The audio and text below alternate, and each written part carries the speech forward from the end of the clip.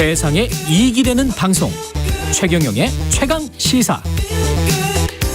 네, 2013년 김학의 전 법무부 차관의 성접대 의혹 사건 기억하시죠? 그 관련해서 한참 늦은 시기에 김학의 불법 금지 조치 사건이 있었습니다. 그러니까 이 사건으로 기소됐다가 1심에서 무죄 판결을 받은 차규근 전 법무부 출입국 본부장 나와 계십니다. 안녕하세요. 예, 안녕하십니까. 예. 이 좀 사건을 설명을 해야 될 것 같은데 이게 그러니까 성접대 의혹 사건이 있었고 김학의 씨가 출국을 하려고 했는데 그거를 출국 금지를 시켰습니다. 네, 그렇습니다. 그 출국 금지를 시켰을 때 법무부의 출입국 본부장이셨어요. 네, 그 당시 그렇죠. 본부장이었습니다. 예.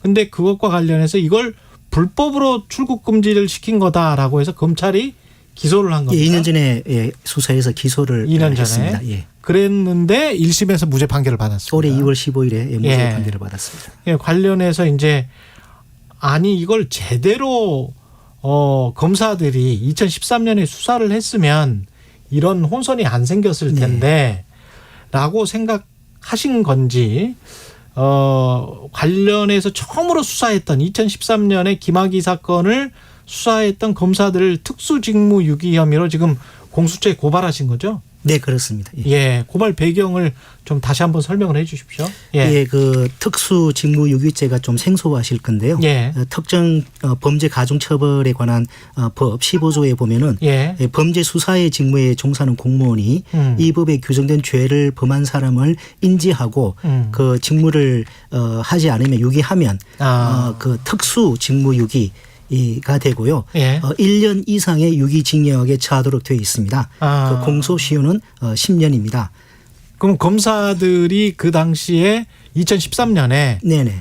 성접대 의혹 사건을 인지했다. 그럼에도 불구하고 기소하지 않았다.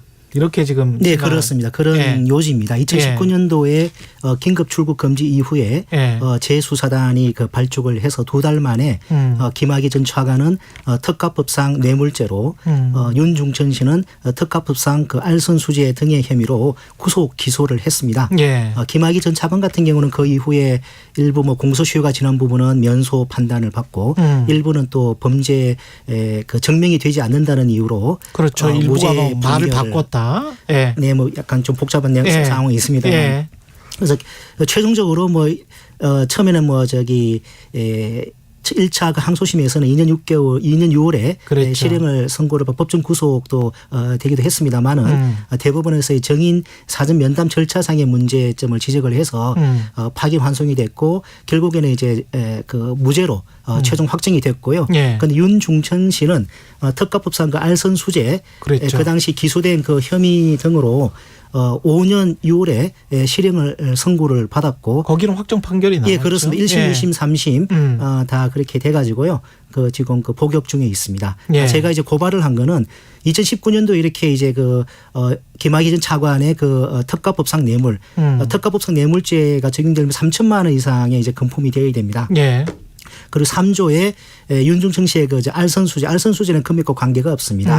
이런 부분도 2달 만에 범죄 혐의를 갖다가 밝혀내서 구속 기소를 했는데 결국에는 이거 그 윤중천 씨 판결문 등을 보면 2013년도에 경찰에서 그와 같은 혐의를 잡았다는 흔적들이 증거로 이제 적시가 되어 있습니다. 그 말은 뭐냐니까 2013년도에 경찰 조사 기록에 그 특가법상 혐의와 관련되는 내용들이 포함이 되어 있었던 것이 아닌가 충분히 의심할 만한 상황이 있었고 저희는 형사소송법상 공무원의 그 공무원이 직무를 함에 있어서 그 범죄 혐의를 발견할 때는 고발을 해야 될 의무 조항이 있습니다.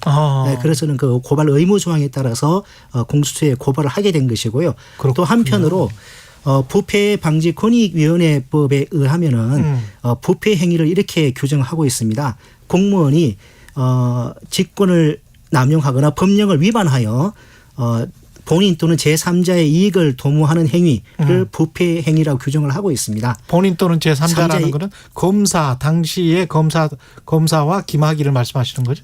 뭐 제3자가 되겠죠. 제3자가 되겠죠. 그래서 이제 제가 판단하기로는 공무원이 법령을 위반 형사소송법 195조에 의하면은 검사는 범죄 혐의가 있다고 사료하는 때에는 수사를 하이한다라고 의무조항으로 되어 있습니다. 의무조항으로. 그리고 특가법 좀 전에 말씀드린 15조 특수직무유기죄가 있지 않습니까? 예. 이 두 가지 조항을 위반했다는 거죠. 법령을 위반해서 제3자인 김학의 씨와 윤종전 씨가 특가법상 뇌물죄와 알선수재죄로 처벌받지 않도록 하는 이익을 도모한 것이 바로 그 부패방지권익위원회법의 부패행위에 해당된다고 판단을 하였기 때문에 국민권익위원회도 부패행위 신고를 별도로 하였습니다. 그럼 관건은 2013년에 경찰 수사 기록이 충분히 검사들이 이 상황은 기소할 만하구나라고 인지할 만했다라는 게 이제 증명이 돼야 되겠군요. 그렇습니다.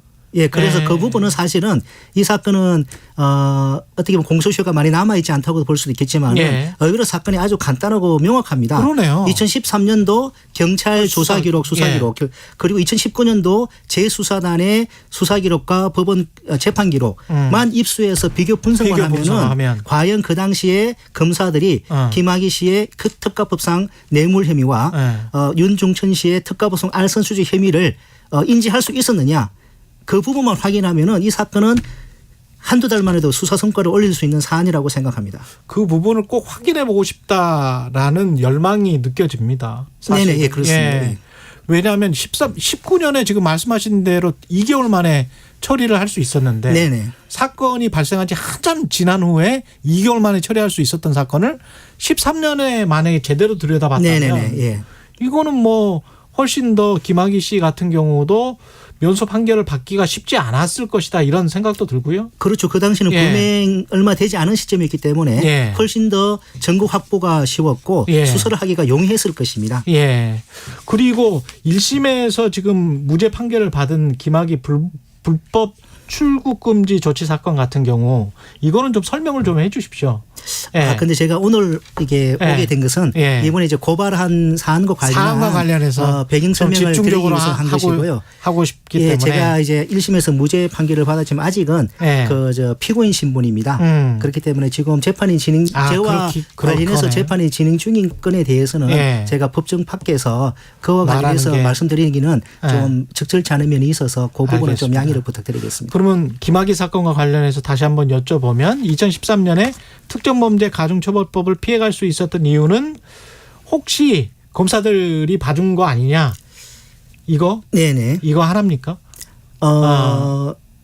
그 뭐 좀 그렇게 말씀을 드리기는 그렇습니다만 사건의 내막에 대해서 잘 아시는 분들의 한 말들이 있습니다. 그 부분을 좀 말씀을 드려보겠습니다.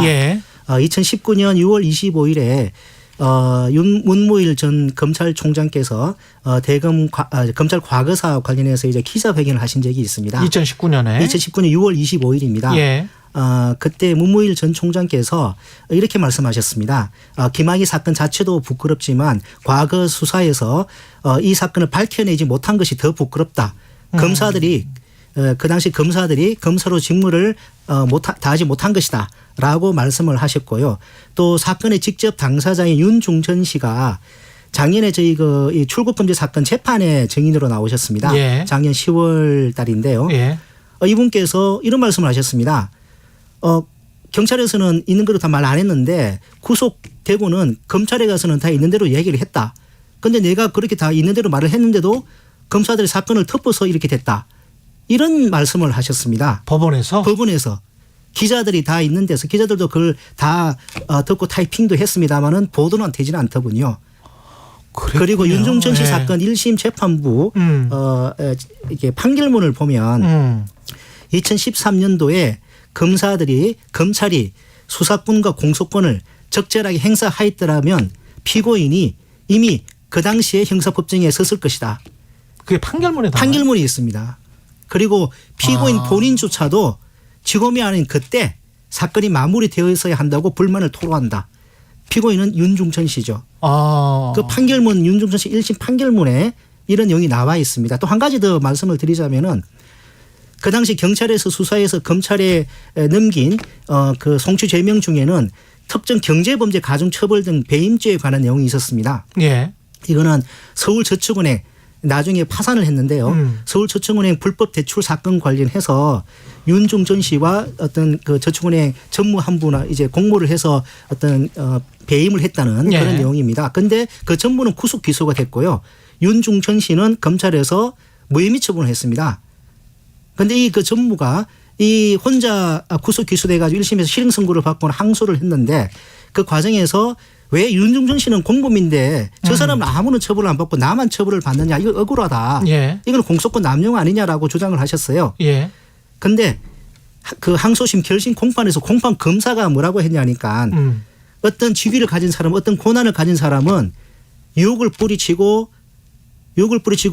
업무를 공정하게 할 임무가 있다. 검사조차도 그런 말을 했습니다. 스스로. 예. 예. 다른 검사죠. 물론 이제 그렇죠. 다른 공판 그렇죠. 검사. 예. 그렇죠. 그리고 재판부가 그 저축은행 전무의 항변이 이유 있다고 받아들여서 형을 깎아줬습니다. 그렇군요. 자, 여기 관련된 이 사건의 내막에 대해서 직간접적으로 잘 아는 분들의 한 말이고 판결문에 있는 내용들입니다. 예. 이런 정황을 보면은 그 과거 수사가 직무유기했다고 의심할 만한 충분한 근거가 될 수 있다고 생각합니다. 이 2013년에 검사들에 관한 그들의 행위에 관해서 공수처가 제대로 수사를 할 수 있겠습니까? 마지막으로 어떻게 보세요? 공수처가 뭐 여러 가지 인적 물적 여건이 뭐 어려운 걸 알고 있습니다만 예. 이 사건은 아까 말씀드린 것처럼 쟁점이 간단합니다. 너무 과거 간단하기 수사 기록과 2019년도 그 수사 기록을 입수해서 비교 분석만 하면 됩니다. 그래서 존 롤스가 이런 정의론에서 이런 말을 했다고 예. 하더군요. 무죄의 장막 뒤에서 이해관계를 그리고 객관적으로 바라보라. 그럴 때만 정의가 실현된다. 과거 수사 검사들 과연 무죄의 장막 뒤에서 이해관계를 그리고 객관적으로 바라봤는지, 공수처가 의지를 가지고 이 파사 현장의 의지만 가지고 있으면은 단기간에 성과를 낼 수 있다고 생각합니다. 의미가 있는 말씀입니다. 예, 차규근 법무연수원 연구위원이었습니다. 여름철에는 집중호우로 인한 재난재해가 발생할 위험이 높아 철저한 대비가 중요합니다.